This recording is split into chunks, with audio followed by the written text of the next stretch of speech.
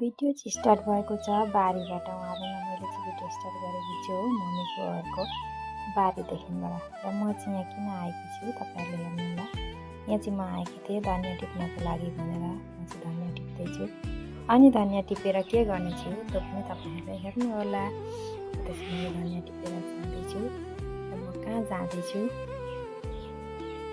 मेरो चाहिँ इमर्जेन्सी बाटो यहाँ हेर्नु बाटो बाहिरबाट गेट खोलेर घुरेर पनि जाने इमर्जेन्सीमा म चाहिँ यस्तैबाट छिर्छिर कसरी कस्तो ठाउँबाट आउँदैछु म त्यो पनि तपाईँलाई देखाउँछु होइन कस्तो थियो। र म चाहिँ अहिले फाइनली आइपुगेँ। यहाँ चाहिँ होइन धमाधम चाहिँ पकडी कोही फुट्दै कोही के गर्दै हुनुहुन्छ। र यता चाहिँ हामीको पकडी साँधी पनि सकिएर छ। यसरी हामी चाहिँ पकडी साँधेर खाँदैथ्यौँ र हजुरहरूलाई चाहिँ यसरी खान कस्तो लाग्छ भन्नुहोला। र यता चाहिँ सबै भएर हामी चाहिँ बसेर खाँदैछौँ।